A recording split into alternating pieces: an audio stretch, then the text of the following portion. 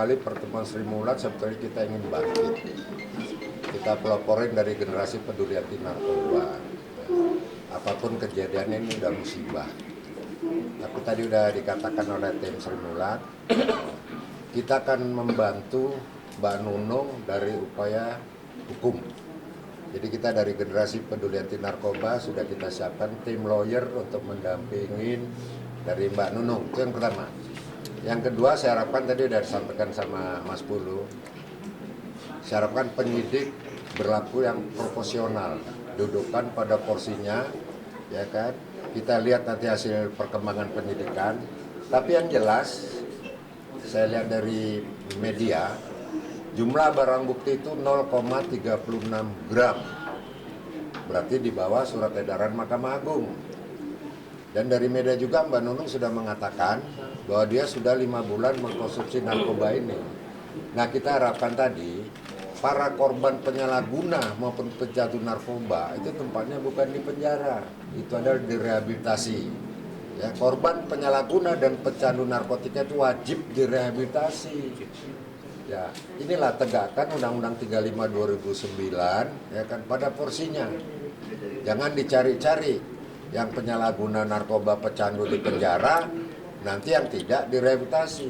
Kita lihat beberapa kasus mundur ke belakang. Ada orang politik direhabilitasi. Ya kan? Nah, ini jangan dicari-cari. Duduk kan ada porsinya, nanti kita akan dampingin bantuan hukumnya dari generasi peduli anti narkoba. Mbak Nunung yang sabar, mudah-mudahan cobaan ini untuk membangkitkan nanti ke depan. Ya, sehingga nanti kalau memang sudah direhabilitasi mungkin ada kesembuhannya. Tapi kalau dia ditempatkan penjara, tambah menjadi-jadi. Karena apa? Narkoba itu adalah orang yang pesakitan. Orang pesakitan itu harus diobati. Diobatinnya melalui mana? Rehabilitasi. Yang melalui obatin direhabilitasi aja tidak jaminan 100% sembuh, apalagi yang tidak. Sebulan yang lalu, tanggal 20 tepatnya, kita ini seminar nasional. Yes. Seminar nasional, temanya itu penyalahguna dan korban penyalahguna dan pecandu narkotika direhabilitasi. Itu seminar nasional. Mereka juga hadir dan memberikan testimoni ke depan seminar. Jadi itulah undang-undangnya, bahwa korban penyalahguna dan pecandu narkotika direhabilitasi. Itu sudah kita seminarkan nasional. Sehingga tadi harapan kita aparat penegak hukum khususnya penyidik yang nangkap Polda Metro Jaya ya proporsional lah. Dudukkan pada porsinya. Ya, mana yang pengedar, mana yang bandar, mana yang korban dan pecandu. Itu aja.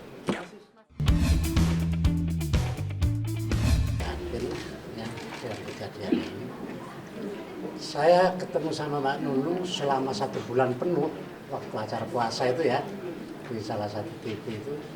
Sama sekali saya tidak melihat itu, nggak pernah melihat gejala minum pakai apa bagaimana, nggak ada tuh, biasa-biasa aja itu. Makanya dengan kejadian Mbak Nunung kemana diamankan sama polisi itu sangat amat terkejut saya. Masa iya sih ya, sampai-sampai keluar berita di TV itu, wah udah tambah yakin gitu. Saya terheran-heran gitu loh. Sebagai sahabat yang bahkan kita sudah jadi satu karena mungkin satu wadah, jadi keterlibatan kita secara emosional itu udah kayak saudara.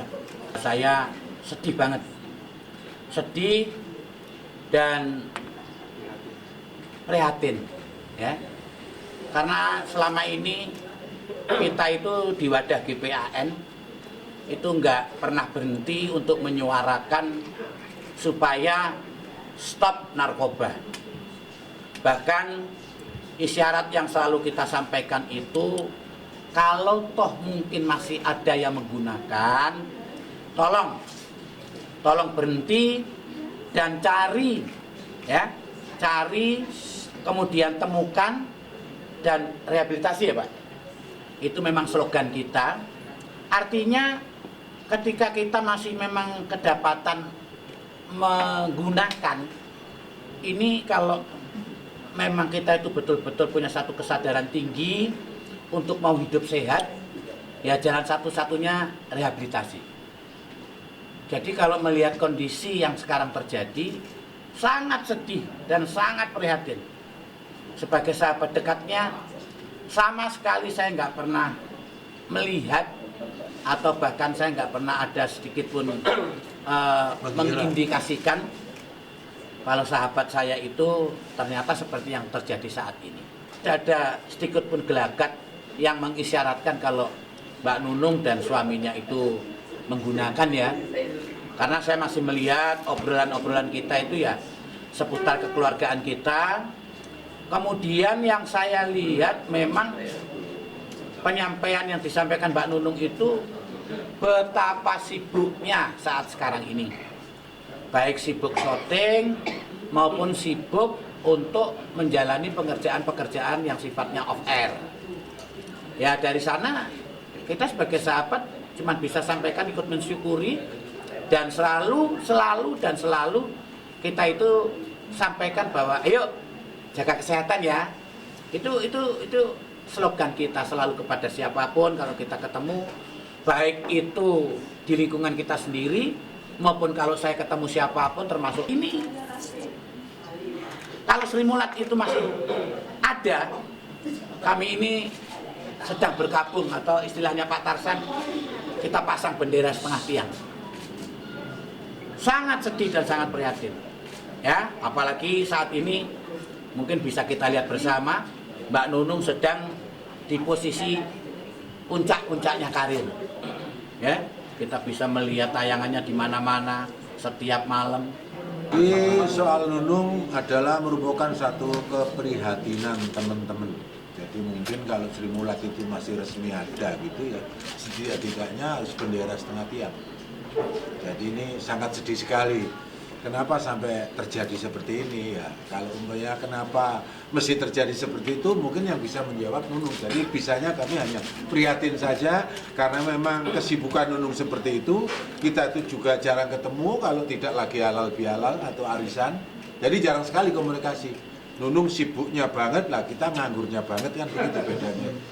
Saya kira untuk sementara itu aja yang bisa saya sampaikan. Kenapa sampai terjadi? Padahal Nunung perasaan saya waktu ketemu itu wajahnya tuh kayaknya tuh nggak ada tanda-tanda seperti itu ya.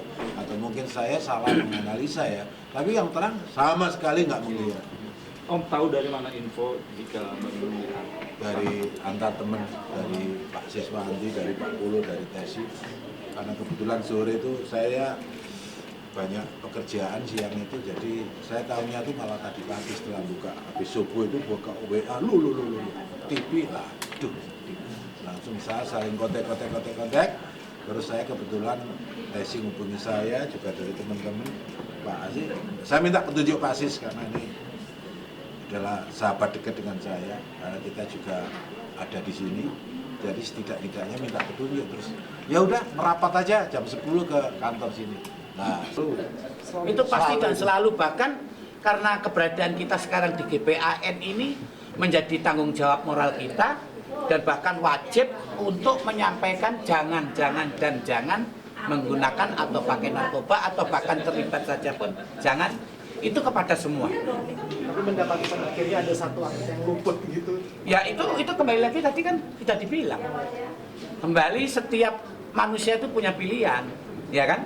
Sampai mau beli pisang goreng, sampai mau beli singkong goreng, atau bahkan sampai mau beli pizza, ya kan? Ini kan kembali pilihannya pada kita dengan segala konsekuensinya. Dan kita pernah ngumpulkan 100 public figure itu di Ancol dengan Kepala BNN waktu Pak Buas. Sudah gamblang disampaikan, ya kan? Karena apa?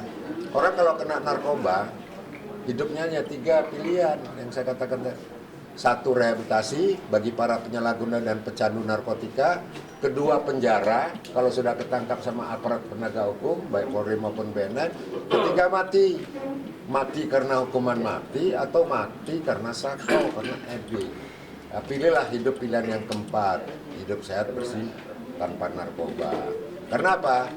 GPN berdiri sudah hampir 3 tahun, visi misinya hanya satu, mencari, menemukan dan mengajak para korban penyalahgunaan narkotika maupun pecandu agar mau difasilitasi untuk direhabilitasi secara gratis. Itu misi dari GPN. Bagaimana yang sudah kena proses hukum, ya kita patuh dan taat pada hukum. tapi yang proporsional, ya, jangan dibolak-balik. Itu aja harapan kami dari GPAM. Pameo yang dikatakan di media itu bahwa narkotik khususnya jenis sabu untuk membuat energik itu bohong. Ya membuat kurus badan, ternyata gemuk kan gitu kan. Jadi nggak usah lah pakai alasan-alasan yang lain. Ya. Itu alasan pembenar untuk menggoda. Kita kalau nggak bertahan, semua jaringan ini akan mencari kita. Menyasar generasi muda, ya menyasar anak-anak sekolah, menyasar public figure yang sudah dikatakan tadi. Tatkala dia puncak, itu akan diserang dari mana-mana. Salah satunya adalah narkoba. Udahlah, berhenti dan bertobat udahlah, nggak ada jalan lain. Makasih.